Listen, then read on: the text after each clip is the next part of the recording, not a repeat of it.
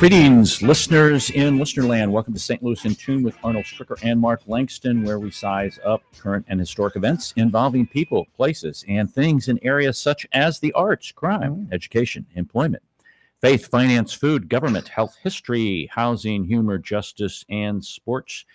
We come to you from the Gateway City and connect to what's happening regionally, nationally, and internationally. Ooh, internet. Yeah, we're like there. We're like the space station, I know. except we're on Earth. I know some of my friends, like, they'll send me a picture of the space station. Hey, it's coming over today, and I'm like, how does I don't get? Yeah, they just do it. They know where it is and what's Yeah. going on with it, and that big bright star. It's brighter than normal stars. Yeah, It comes flying across. it moves. Yeah. And I don't know how fast it's going. And we were talking about the lunar landing because they're talking about going back again, and how they all said it was a fake thing that they did it in a.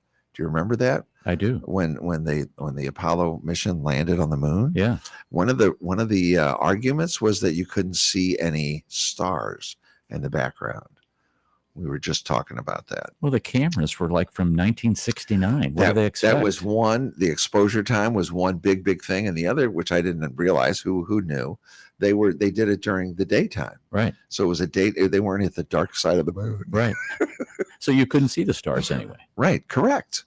So yeah. So I'm glad that someone at least addressed some of these things that I can say, no, you're crazy. Because you believed. Oh yeah. I hook, line, and sinker. I believe that they were there. Yeah, absolutely. Yeah. I'm surprised it's taken us so long to go back, and I'm surprised they haven't tried to put some type of a space station on the moon. I don't get that joke. Yeah. So that's just me. But I mean, yeah. Maybe they want to do it on Mars. Well, they do all that stuff and get there, and then what? You don't go back? You don't go back for a zillion years? Well, I think it's money. And it kind of lost favor, and there was a lot going on. All right. Yeah. It seemed to bring the world together, that space stuff. It did. So, I mean, for me, that's worth the money of the price of admission.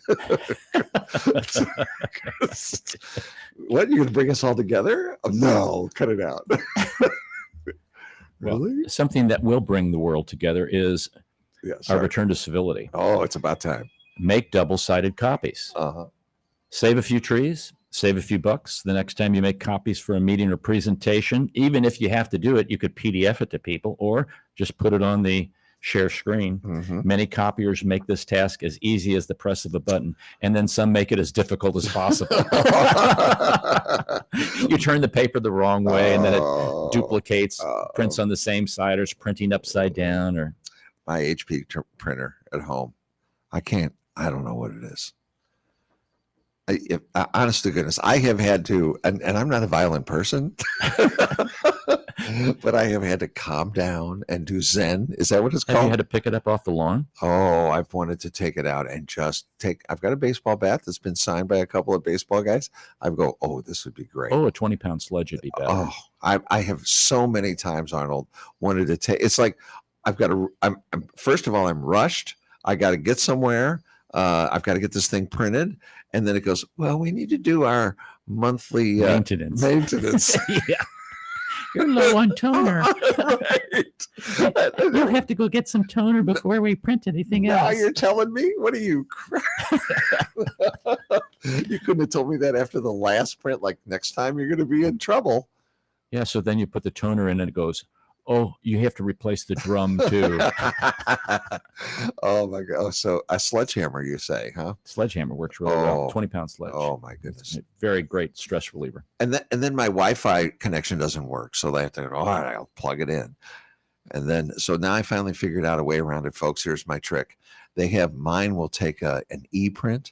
So you can email the document to an e-print address, and then it'll print. Okay. That has saved me some aggravation. Okay. Just a little bit of aggravation, but that HP printer. So, and I've looked at the others and I don't like them either. No, they're worse. So I don't. Yeah, that's not saying a whole lot. I guess I got the best of the worst. Okay. So make double-sided copies. I will take the show notes and turn them over and print on that side. I use them as scratch paper too. If we haven't done it, that's a good one. I'm a big one. I've got it. Yeah. That's a good one. Yep. I was in Fort Scott, Kansas recently, and it's amazing. You drive through different parts of the country, and you're like, why are you going to Fort Scott, Kansas? Well, I was down in Pittsburgh, Kansas, where my mother-in-law lives. Okay. And I knew about Fort Scott. We'd driven through there several times. It's north of where she lives. Now, Pittsburgh, where is Pittsburgh? Pittsburgh is located kind of on the Kansas side, opposite Joplin. That's basically the best way to do that. That's a long drive. It's about 4.5 hours. Yeah.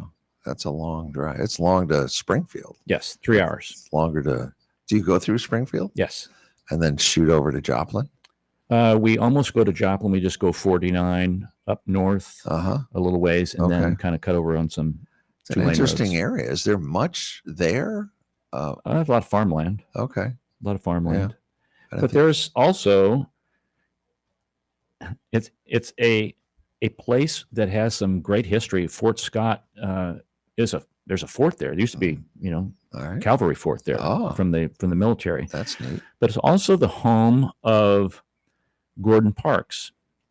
And many people know Gordon Parks as a photographer, but Gordon Parks was also a poet and an author. And Gordon Parks was also a musician and composer. And Gordon Parks was also a movie director. Oh. And many of you will know the movie I'm talking about, Shaft. He was the director for the movie Shaft. Well, I'm talking about Shaft. Yeah. Okay. Don't talk about Shaft that way. You're talking about Shaft. Okay. And Shaft was kind of the beginning of the blaxploitation movies. Okay. And there's a museum in Fort Scott because Gordon Parks grew up in Fort Scott. I'll be darned. And so I had an opportunity to sit down with Kirk Sharp, the executive director of the Gordon Parks Museum, and interviewed him. And that's what we're going to listen to right now. We're here at the Gordon Parks Museum in Fort Scott, Kansas, and Kirk Sharp is the executive director, and we're sitting down to have a conversation in the museum surrounded by a lot of Gordon Parks photographs, a history of his life, and we're going to get into a variety of things which you may not know about Gordon Parks. But Kirk, tell us a little bit about yourself. My background's in healthcare, fitness, rehab. I was the director at the hospital here in Fort Scott, Kansas, Mercy Hospital. Okay. With the rehab department, the fitness center, sports medicine, occupational medicine, and Okay. How's that translate to Gordon Parks? It's a long transition because I've always been part of this from the beginning, from one thing to another. I started out with the committee when the steering committee first got established in 2004. And I just slowly became more and more involved because I was always interested with it. And I was on the board here for a long time, for over 7 years. And probably 5 of those 7 years, I was the president of the board. I provided tours, helped create projects. I was pretty much involved quite a bit when I could as a fun novelty novice, not as a profession. Right. And of course, it didn't pay the bills. It was just volunteer time. And Mercy Hospital closed down in 2018 unexpectedly. So it impacted this community. Over 200 position jobs. It's been here for almost close to 100 years. Wow. It was very devastating news once they did that. I was part of that closure. And this position came available. Everybody started telling me, Kirk, you ought to come out here and apply. I said, no, that's not my profession. Right. That's just a novelty, a novice, of interest, of fun. Right.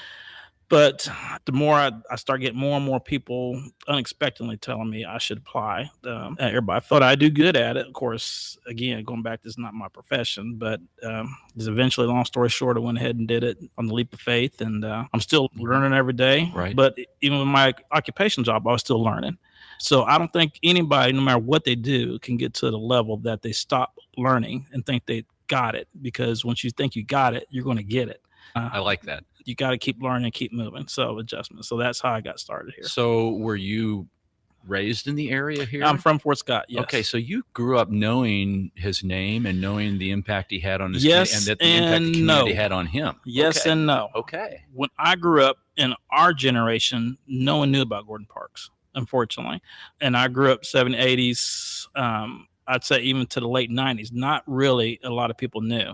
Now, some of the older generation, they knew about him, knew some of his work was here when he did the filming of The Learning Tree, but it never got reinforced through the community, through education, through anywhere, white or black. You heard the name once before, you think he was some famous person, maybe didn't know quite what he was or what he did, because there's too many other things happening. It just wasn't reinforced at all in the community. I'm not sure what happened during that time, because when he did the filming here, it was nothing but the huge rage. And then suddenly the noise stopped.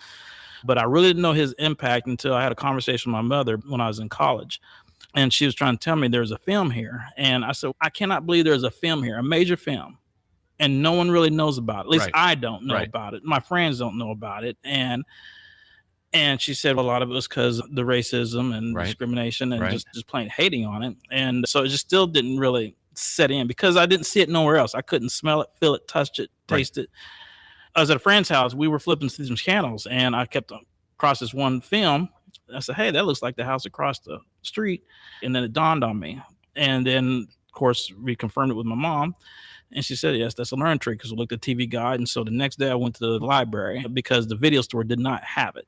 It was a library, and took it home, watched it. I was just in awe because the familiarity I had with the locations in the film, not to mention the people, and of course the story too was great. And so that started the journey to trying to learn more about Gordon Parks. And as I was reading through some of the things here in the museum, that the community really was not hep on having him do that filming here. And until the mayor got the town, quote unquote, fathers together and say, hey, he's going to spend a lot of money here, and the film production company is going to spend a lot of money here. Otherwise, it's going to a neighboring town. Yes, there's a lot of small towns around Fort Scott that would love to have Gordon there. But Gordon really wanted to do this in his hometown, but he just kept on getting resistance from a lot of businesses and people in the community, stereotyping it. The book, through racism, discrimination, just felt like it's going to put Fort Scott in a bad light. And a lot of those folks that lived during those times of Gordon were still there, even the descendants. And so Gordon's book, even though it's a semi-autobiography, but it's pretty close to life, to what he did. He just put some things in, had different aspects in his life that happened. But the film is based on that book. And so Mayor Doherty befriended Gordon and said, just give me some time. Let me see what I can do, because we want this film here. And the mayor got the city leaders together and said, look, I believe in Gordon. This is going to be a great film. And the leaders finally realized this, and which I'm sure revenue, when they saw the figures, that probably influenced them too as well. Absolutely. Because when you get a major studio coming in to do a film, it's going to be an influx of revenue.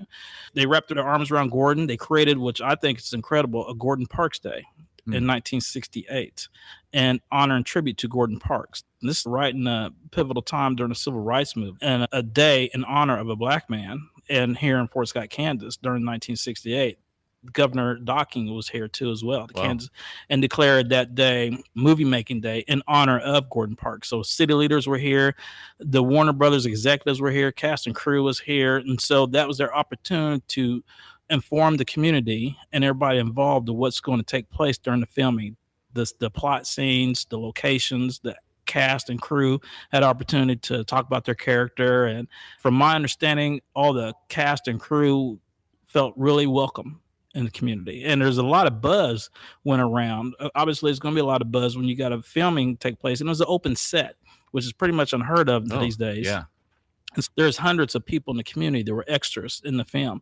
On one location, my mom took some old film footage of Gordon filming and some of the cast members, and it mixed in with some of our family and stuff, vacations and stuff. But I always asked that when I was a kid. I remember growing up, who is that? And they tried to tell me, and I just thought it was maybe some rich aunt or uncle or something like that. It just went, because I only seen it once a year around Christmas time. Other than that, I'm going to the other things that's trending, that's focused as a kid would. But yes, there are several people and had extras in the film, and some even got paid checks, and some even had some speaking parts too as well. Did you ever get a chance to meet him before he passed?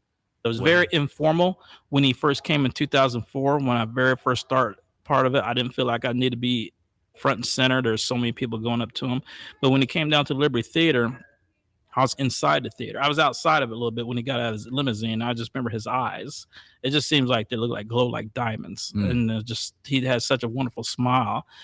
And then I stayed inside, kind of way behind the scenes. And then as he came in, we had eye contact, and he greeted me and I greeted him with a nice little hello back. It's almost like we had a great connection there. quick, silent one. So And it seems, as I was doing some research on him, that he really liked to spend time with a group of people that he was going to photograph and get to know them. Personal interactions, personal relationships were important because he didn't want to have things be quote unquote staged or fake. He wanted the real thing, and he wanted to be, oh, that's Gordon off there, taking pictures. That's not a big deal. That personalness, I think, translates in his photographs that you see. What was the thing that kind of harnessed his, I don't want to say anger, but one of these sayings says it up here. This one: I chose my camera as a weapon against all the things I dislike about America: poverty, racism, discrimination. How did he harness that poverty, that racism, that discrimination that he saw starting here in Fort Scott, that even perpetuated throughout his career? How did he harness that in what he did in music and photography and poetry and all the things that he did? I think he started out, first of all, with his camera. He experienced those things growing up in life and midlife to his career, different jobs that he had. But when he picked up that magazine while working at the railroad station, he saw how those photographs moved him of the Great Depression era from photographers like Dorothea Lange and Walter Evans. And so that moved him. He saw the power in the imagery, and that is something that he knew that could be his weapon. He saw the power. Power is a weapon. Weapon's power. And so he chose the camera to be his weapon of choice to fight against those three things that he disliked: racism, poverty, discrimination. And so he learned that technique by listening to people through Roy Stryker when he first started at the Farm Security Administration in 1942. On his very first day on the job, Roy said, I want you to do three things. First of all, go put your camera in your office, go to a coffee shop, buy some coffee, have some coffee, go to a clothing store and buy a top jacket, go watch a film, and come at the end of the day, tell me how those things went and how your day went. So at the end of the day, Gordon came back and said, I'm done. I think you know how my day went. And I got denied on all those three places because of the color of my skin. Gordon mentions how he felt Washington, D.C. at that time was the most racist place that he's ever experienced. And Roy told Gordon, okay, what are you going to do with your camera? And Gordon got that, okay, I see what you're saying. Now, Roy also said, now, wait a minute.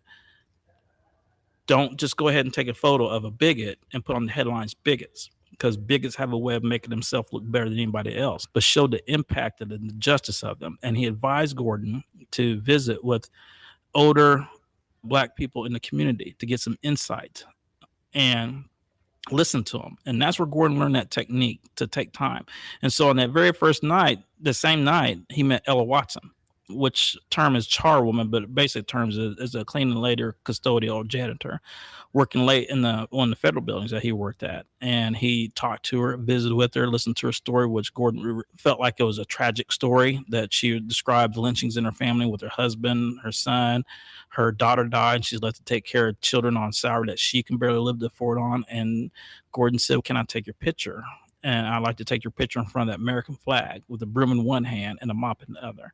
And he called that American Gothic, because the first thing that came to his mind was the Grant Woods painting, American Gothic, with the farmer and the pitchfork. And he wanted to show the world, this is America for many people in this nation at that time. And still, unfortunately, still a reflection too on poverty and discrimination.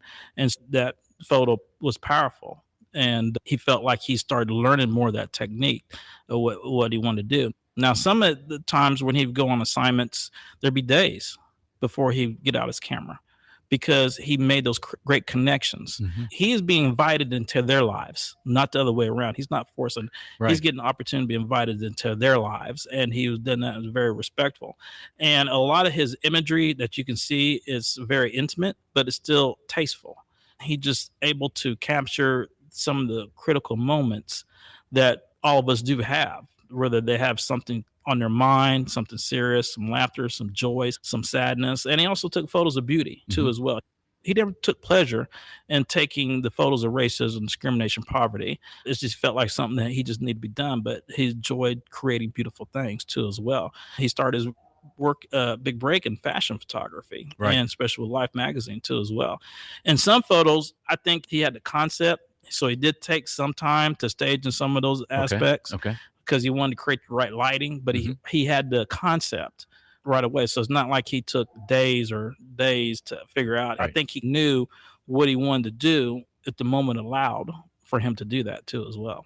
You mentioned the Life magazine. I had read some information on his work with the gang leader Yes. and I don't remember Red's last name. Jackson. Red Jackson. And then the article that's right over there, Red Jackson, 40 years later, is writing him back Yes. and saying he saw his picture and made him reflect a little bit. Do we still know anything about Red, or? I don't know anything follow up with Red of late. Maybe something I probably need to look at to see. But that moment, that was Gordon's first assignment with Life magazine. Right.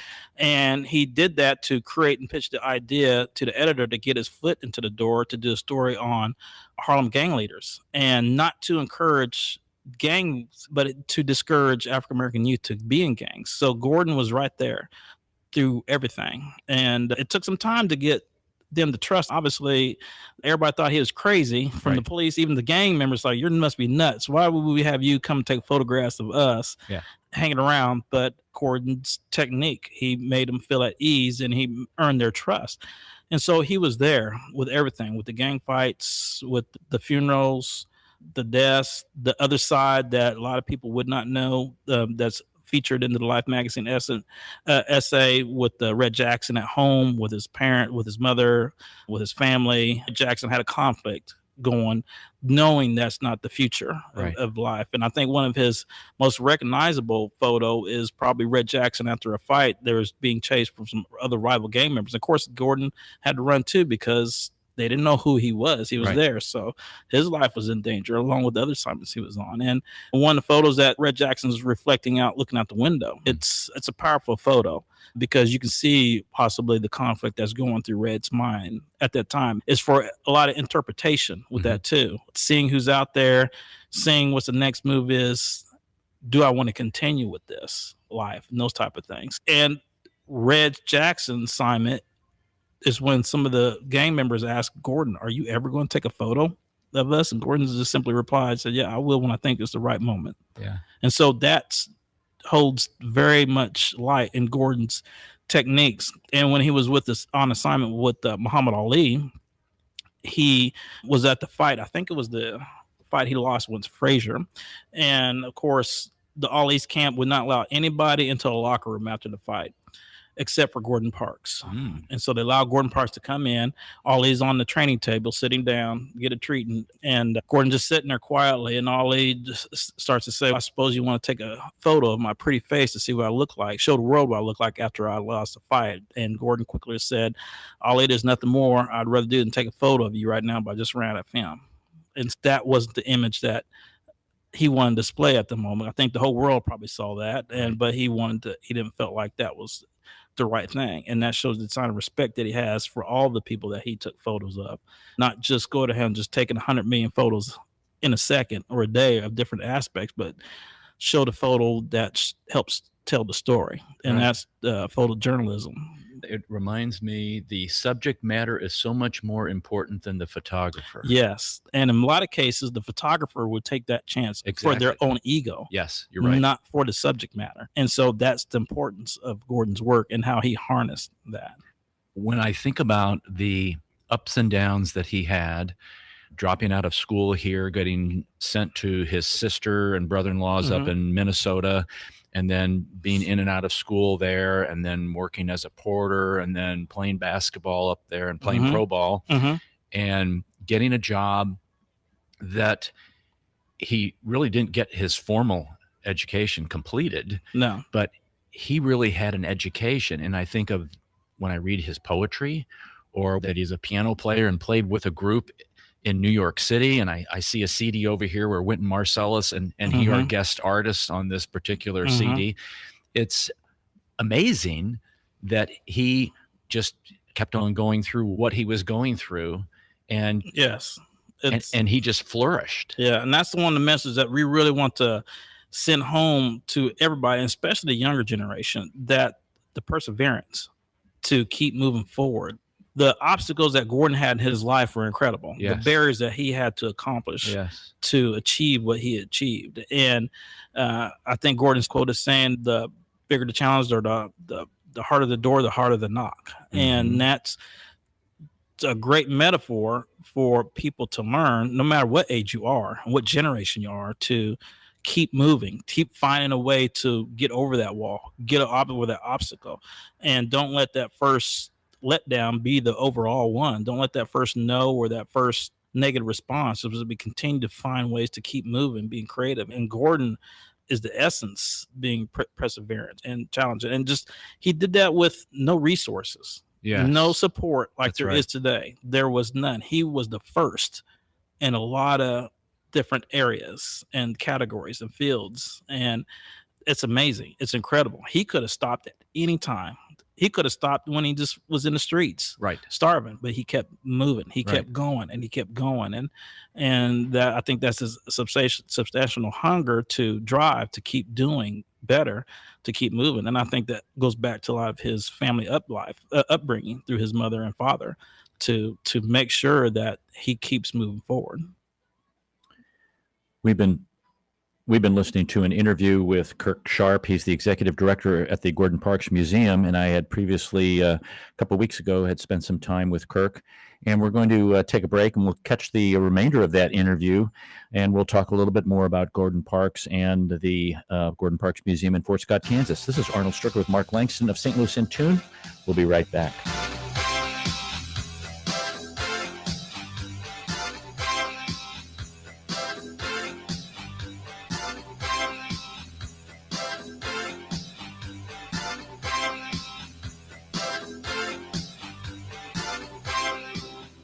St. Louis in Tune strives to bring you informative, useful, and reflective stories and interviews about current and historic issues and events that involve people, places, and things. Our topics cover a wide range, such as the arts, crime, education, employment, faith, finance, food, health, history, housing, humor, justice, and even sports. And that's just to name a few. While St. Louis in Tune originates from the Gateway City and covers local topics, we connect to what is going on nationally as well. If you enjoy what you hear, please take time and like and share and subscribe to this show and listen to other previous shows that can be found on our website, stlintune.com. That's stlintune.com. Or on your favorite podcast platform. That's stlintune.com. stlintune.com. And if you've got an idea that you'd like for us to examine a little deeper, let us know by dropping us a note at stlintune@gmail.com. That's stlintune@gmail.com. St. Louis in Tune, heard Monday through Friday on the usradionetwork.com and many great radio stations around the U.S. and, of course, right here in St. Louis. Our website again is stlintune.com. We want to hear from you. stlintune.com. This is Arnold Stricker of St. Louis in Tune on behalf of the Dred Scott Heritage Foundation. In 1857, the Dred Scott decision was a major legal event and catalyst that contributed to the Civil War. The decision declared that Dred Scott could not be free because he was not a citizen. The 14th Amendment, also called the Dred Scott Amendment, granted citizenship to all born or naturalized here in our country and was intended to overturn the U.S. Supreme Court decision on July 9, 1868. The Dred Scott Heritage Foundation is requesting a commemorative stamp to be issued from the U.S. Postal Service to recognize and remember the heritage of this amendment by issuing a stamp with the likeness of the man Dred Scott. But we need your support and the support of thousands of people who would like to see this happen. To achieve this goal, we ask you to download, sign, and share the one-page petition with others. To find the petition, please go to dredscottlives.org and click on the Dred Scott Petition Drive on the right side of the page. On behalf of the Dred Scott Heritage Foundation, this has been Arnold Stricker of St. Louis in Tune.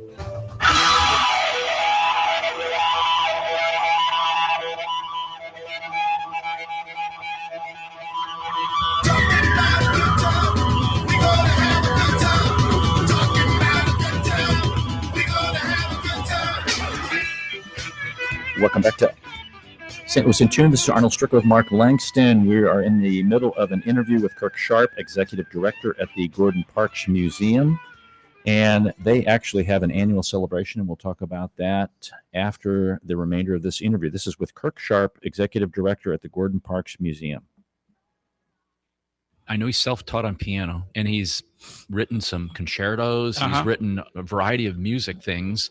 Where does this come from? Yeah, he learned how to play the piano at a very young age, about 6 or 7 years old, at his mother's upright piano. And I don't know if you saw the receipt on the... Yes. But we do have that receipt of the piano that she purchased. And so he could play by ear. He could never understand how to read or write music, even though they tried to teach him when he was in school, but he just couldn't understand the concept. But so his technique was to write down slashes and numbers to represent the keys on the keyboards. He calls it very, very simple. Feels like anybody could probably figure it out, but no one really can't because it's its own little code. We do have a copy of one of the sketches of the concerto that he did. And so with that, he never could ever read or write music. So he had to have trained musicians to understand his concept from the keys and to listen, and they come up with the notes so other trained musicians can pick up, especially for arrangements. Gordon wrote arrangements for instruments he didn't even know how to play, but they're beautiful. And everybody I talked to tried to play some of Gordon's music always tell me how hard it is because they have to learn it because of the wonderful, difficult arrangements he created, but it's beautiful. For someone to do that now, they would have to have years of experience on different instruments, education, variety of different things. But when Gordon just sits down and listens, just jots down and just goes to piano and plays. And he performed 2 concertos by piano, a symphony, and he also wrote the soundtrack to The Learning Tree, and he also composed and directed a ballet called Martin Luther King, and he composed a lot of other music too as well. And so it's incredible that, again, just being all self-taught. Photography, he's all self-taught. Right. No formal education, no training.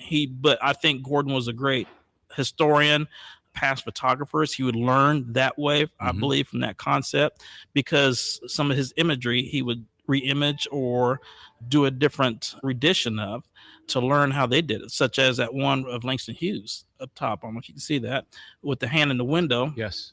He did that from a photograph of John Costeau, a photographer. That was, John Costeau took a photograph of that same concept in the early 1920s with the hand in the window. So Gordon did that. And they also did that with Art Kane's photo too, as well. That Art Kane took a photo of blues and jazz artists in the late 50s or 60s. Folks like Count Basie and Phineas Monk is in there. And he did that in Harlem. So Gordon re-imaged that photo in 1998 at the same street, the same block, the same building in Harlem. And he used today's genre, 177 hip hop artists, and he called that a great day in hip hop. And contrast of the great day in Harlem. That helps with shows the generation of Gordon's life and legacy continues to live on. He's written over 20 books, all self-taught, just wrote. He's directed over 10 films. Again, with no formal education in anything. He tried to graduate high school, just never had that opportunity because he moved from Fort Scott at age 16. And when he went to St. Paul, he took ill, so he couldn't graduate then, and he never had a chance to go to college. But when he was here, a particular counselor and teacher told him and other black students, don't go to college. Why waste your parents' money? You're just end up as a railroad worker maid and those type of things.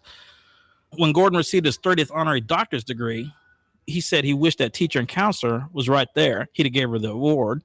And he also dedicated that to the teacher and counselor. And then when he received his 40th one, he said he just wished she was right there because he would just give the award. And that was from Princeton. And so he's received over 50 honorary doctorate degrees from distinguished schools and universities across the nation. You know, a man that could have been bitter Yes. a lot in his life. He was very generous and compassionate, I would say, from that story that you just said. He could have, shoved it in her face. Of course, she probably passed by then by the time he get, but still. And speaking of bitter, he was bitter toward Fort Scott for a very long time because of the way he was treated and the way blacks were treated too as well. In the late 90s, early 2000s, The mayor at the time here in Fort Scott, Ken Lunt, befriended Gordon, reached out to him to try to let him know Fort Scott's not the same Fort Scott that you knew and grew up in, and things have changed. And Gordon realized this, and he was very moved by the things that we were able to do for him, especially when he came in 2004. But he was bitter toward Fort Scott, and rightfully was the way he was treated.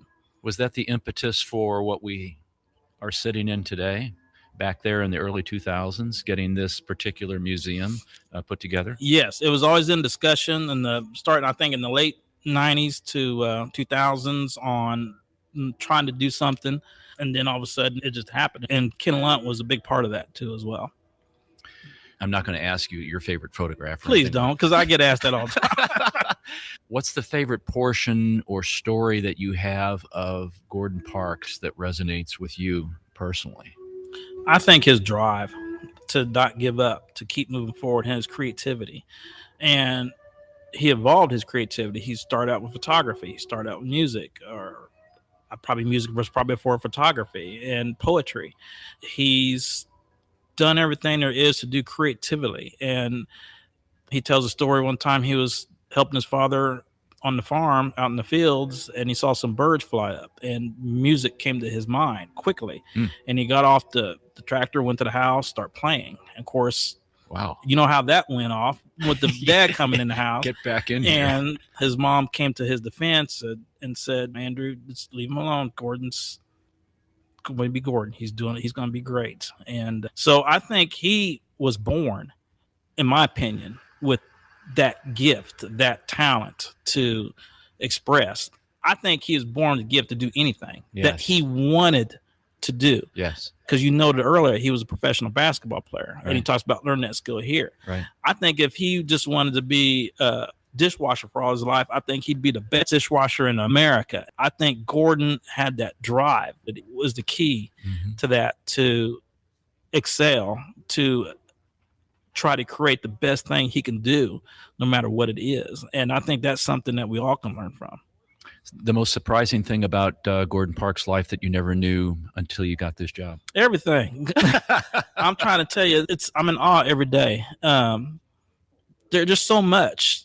We have people come in that said they have to come back because they had no idea he was a musician too. They had no idea he was a filmmaker, or they didn't have an idea he was a photographer. They thought they come in for one aspect and they leave with a whole lot of others. I think you probably experienced that. You're exactly right. Too. And there's just so much. We have photos of him with presidents. He's been with kings and queens, had cigar and drink with Winston Churchill, with celebrities, and he became godfather to some of Malcolm X's children. He became great friends with Muhammad Ali when he covered him twice through Life magazine. He took photos of Marilyn Monroe, Joe DiMaggio, Ingrid Bergman. The list goes on and on. And not to say they're more important than any other families out there, because they're not. It's just his significance that he was able to make such great contact and make people feel at ease, no matter who they are. And it's just hard for me personally because I come across someone, I say, wow. Yeah. And then you sit there and think about it, which I try not to, because it just puts you blow your mind. It blows your mind, and then you lose focus. I think everything he does, and I don't think people realize how much he's done, because it's not so unnormal to excel and do as much as he has done and achieved what he has done in one field, such as photography or filmmaking, musicians, or whatever that case may be. But it's very unusual for one person to do so much, excel for so many fields, pretty much everything he wanted to touch it. And that's why I refer to as the Renaissance man. Yeah. I mean, he was simply put the Renaissance man, and he's the master of everything. What he wanted to do, he's going to do it well. And he's done it. His life is it's an amazing story. It's a remarkable life story, his career. And that's one of the things here at the museum, that we want to honor his life, and we want to recognize his accomplishments and help teach others about his artistic creativity and everyone's artistic creativity and cultural awareness and diversity that's in all of our lives. And we want to keep his story alive and well for generations to come, and try to get it more into homes, so it becomes more of a household name, because Gordon Parks is a very powerful, iconic figure that we are so blessed to have Yes. in this lifetime. Have you seen everything in the collection here? There's a lot. I'm probably put my eyes on quite a few things. That's why we have a list to Yeah. go by, and there's some things I forget. Oh yeah, we got that. But some of his artwork and stuff, we have a 5-volume set that was a book that was through the Gordon Parks Foundation in New York, and visitors can look and view for that book. And if we had just all those collections in that book, we'd have to use this entire probably campus just to Wow. have everything on display. Wow. Gordon always worked. Even to his later years, he got into abstract art, Mhm. and he would have people go out and find him maybe some banana peels, potato chips, flowers, leaves, and he would superimpose them on watercolors and put them on 2 glass pane shells, and probably zoom in and take some images of it too. And we have some of those on display. Okay. And so he was always working. Some family members said they got up in the middle of the night and they just hear the typewriter going or something moving around, and Gordon's he's working. And I think that as soon as he was born, his mind was probably filled of knowledge that he wanted just to get out and create anything he wanted to do. He was just a wonderful, one of a kind person. Tell us about the Gordon Parks celebration, because there are photography competitions, writing competitions. It's our annual celebration we have. This is our 20th year. We're very excited about it. We have the photography contest and poetry contest going on. The theme for both of those is family, home, and roots. It's inspired by Gordon's love for his family and his upbringing. And the photography contest is for non-professional photographers, and the poetry is for emerging poets. They can go on to our website, gordonparkcenter.org, or to our Facebook page to learn more information about it, or give us a call at 620-223-2700. Our extension is 5850. We'll have those images on display during the celebration. It's a 3-day event. We'll have people from all over, filmmakers, photographers, attendees, visitors, musicians. We'll have presentations by a photographer and dean from Lawrence on the legacy of Gordon Parks. We'll have a presentation by Professor Boyd for University of Virginia on the Superfly trilogy that Gordon's son, Gordon Parks Jr., directed the classic film Superfly. Really? He'll talk about that trilogy and the legacy of that. We'll have tours provided, what we call Gordon Parks Fort Scott tours, to include some of the Learning Tree film scene locations that was filmed here through Warner Brothers in 1968. And also we'll have some film showings too of Gordon's films going on. And we'll also have a presentation of Langston Hughes and Gordon Parks collaboration and the exhibit display that we just created that we're going to put on loan to different libraries, museums, and colleges and universities across the state of Kansas. A lot of people don't know that Gordon and Langston Hughes were friends, and they collaborated, especially in Gordon's younger career, before he got started, and that's where he took some of those photos, did a series of photos with Langston, and also collaborated on a program, Shakespeare in Harlem. Gordon supplied some photographs to go with a lecture with Langston Hughes in Southside Community Center in Chicago. And we'll have a presentation from Professor Michael Cheers, St. Louis State University, which I believe is originally from St. Louis area, along with photographer Jason McCullough Johnson and Professor Shripad Jagakar from Kansas State University. Project we're working on, we're re-imaging photos that Gordon took in Fort Scott in 1950 when he was on assignment for Life magazine to come do a story on segregated schools, and particularly the segregated school that he went to school here in Fort Scott, the Plaza School, and also do a follow-up on his classmates. And so we're not only just re-imaging, but we're showing some of the impact that Gordon's essence comes out in his photography that's inspired by it. And so all the photographs will be in black and white. We'll have those on display, and we're calling that Back to Fort Scott Now. Yeah. And also Professor Cheers is taking a group of photographers to Paris to re-image some of the photos that Gordon took in fashion. And we'll have those on display. We'll have a presentation by African-American female fine arts photographer Yvonne Rogers. She will bring her collections to Fort Scott. She is from Fort Scott, and she's self-taught too, following the footsteps of Gordon Parks. Super. And so she'll be here to provide her collections and do a presentation on that too as well. We'll also have a mural unveiling of the first Kansas Colored Infantry unit that was established here in Fort Scott. That unit was the first all-black unit to actually serve in the Civil War and fight in a battle. Seriously. Predates the 54th Massachusetts that a lot of people get Right. confused on, especially with the film Glory. Right. But no, the actual unit was that was started here in Fort Scott, Kansas. Wow. So we'll have that mural on display, unveiling with that. We'll have a music performance by the Kansas City All-Stars, KC All-Star Band. We'll have presentations by Kansas State University Professor Catherine Carlin on Gordon's classmates' descendants and do a follow-up on what happened to them. Kurt Sharp, he's the executive director at the Gordon Parks Museum here in Fort Scott, Kansas. Kurt, it's great to talk to you about this. I really appreciate your time today. Oh, thank you. And I really encourage everyone to make a visit to Fort Scott, Kansas, to come here and see this, because you will be in awe, and you need to learn more about Gordon Parks and his life and what he did and the legacy that he leaves behind. Yes, please do. And please just give us a call, 620-223-2700. Our extension is 5850. Thank you, sir. Thank you. Mark, that was one of the most interesting interviews. And I knew the name Gordon Parks. I knew he was a photographer. And I've read one of his autobiography. He wrote, I think, 3. And he kind of spaced his life out.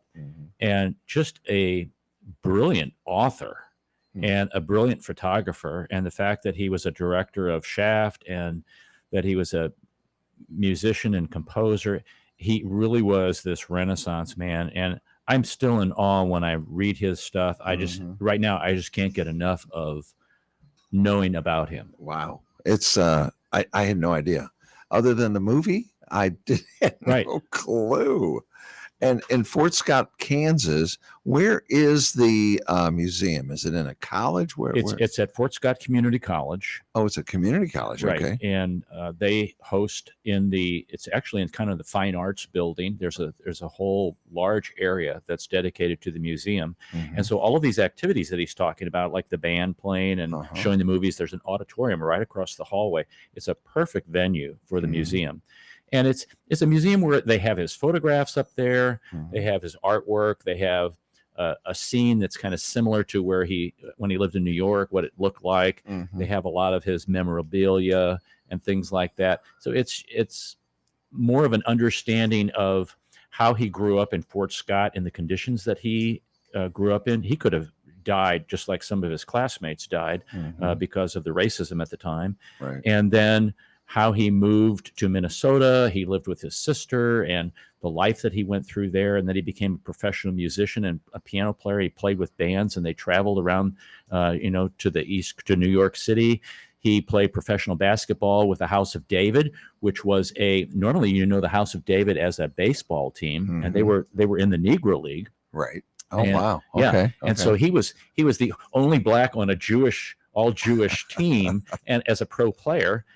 And then he gets his first camera as he was a porter / waiter on the train, and he ended up in Washington State, bought his first camera for like $13, and the rest is history. He was the first photographer. He was a Vogue photographer. He took pictures of clothing. He went to Paris to do that. The first black photographer for Life magazine. Wow. And it's just a fascinating life. Oh, yeah. That when you look back on what he accomplished, he just had this drive like, I'm just going to keep going. I'm going to keep going. And the name of his book, his first autobiography, is The Camera is My Weapon. Against all those things. Right. And he used that to bring to light that you see the juxtaposition about how you live and how these people are living. Did you ever know about Gordon Parks before? I never knew. I knew about that he was a photographer, and that's about all I knew. Okay. I didn't know he directed Shaft. I didn't know he was a musician. I didn't know he wrote poetry. And Right. I didn't know he was a Life magazine photographer. I knew he was a photographer during the 30s, 40s, 50s, 60s, 70s. So here's a very talented individual that has just kind of gone unnoticed, I would say. Which is why I wanted to interview Kirk. Yeah. And I would drive through Fort Scott and you see home of Gordon Parks. And I was like, okay. What is I need- that? Yeah. Okay. I know Gordon Parks. I know the name. I just kind of know the name. Yeah. Yeah. He took some photographs. Right. When I started investigating, I got to interview him. Yeah. And we need to talk about this. Wow. Yeah. what an education I got about this today. Oh yeah. And the fact that And nobody's teaching anything about Gordon Parks. I mean, no, I'm and, sure they are in Fort Scott. But and let me tell you what, Fort Scott, Kansas is like a gem because there's another interview that we will do sometime that we will play that I Uh-huh. had, and I'm not going to give it away, but it's just unbelievable. These two interviews touched my life very deeply. Okay. And that the other one that we will play deals with an individual in the Holocaust, and it's just both of these were powerful. Mhm. And I wanted to mention that right now they're going to be doing the Gordon Parks celebration coming up in October, the first week in October. So just look up Gordon Parks Museum, get some information there. They have a photography, like he said, a poetry contest, Huh. whole big celebration all week long, or I should say a weekend. But the fact that he brought up about the first Kansas Colored Volunteers, Okay. I was like, say what?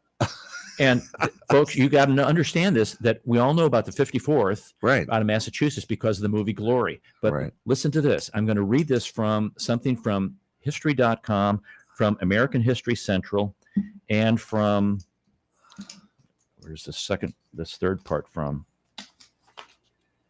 And from Civil War on the Western Border. The 1st Kansas Colored Volunteer Infantry Regiment was the first African-American regiment to see combat during the Civil War. Organized in 1862 as a state unit, the regiment first fought at the Battle of Island Mound. On October 29th, 1862, they mustered into federal service with the Union Volunteer Army on January 13th, 1863. The 1st Kansas Colored became the first unit of black soldiers to fight alongside white soldiers during the war at the First Battle of Cabin Creek on July 1st and 2nd, 1863. Now, listen to this. This is from the 54th Regiment history page. The 54th Regiment Infantry was a volunteer Union regiment organized in the American Civil War. Its members became known for their bravery and fierce fighting against Confederate foes. It was the second all-black Union regiment to fight in the war after the 1st Kansas Colored Volunteer Infantry Regiment. Where did that come from? That was from history.com on the 54th Regiment, Massachusetts Infantry. Oh my gosh. So they were a state group, they were organized, and then they became a federal group. Mhm. But they even beat the 54th in their organization Right. federally, Right. because the 54th wasn't put together really until like March of 1863, something like that. Okay. So the fact that when he threw that was kind of a by comment out that they're doing this mural. I was like, say what? Right. Because my whole background on that was totally 54. blown up. Yeah, Yeah. with the 54th. Yeah. So, and they were the first black regiment to fight alongside white soldiers. Yeah, that's what I found interesting. I'd like to know more about that. Yeah. That's the way it should have been. And there's a marker set up where that battle took place. And that battle is in I want to say Okay. western Missouri, kind of between Kansas City and Springfield. Okay. That Battle of Mound, Island of the Mound, Island of Mound, Island of the Mountain. Island Mound. Just a fascinating trip, Hmm. and I did this all kind of in one day where I talked to Kirk and found out this information about Gordon Parks, learned about the 1st Kansas Colored Infantry Regiment, went to this other place, interviewed that individual, and was just blown away. Oh yeah. Was just blown. I can't wait to play the other one. Yeah. This is very interesting. Yeah, Very fascinating. yes, it is. And he even played baseball.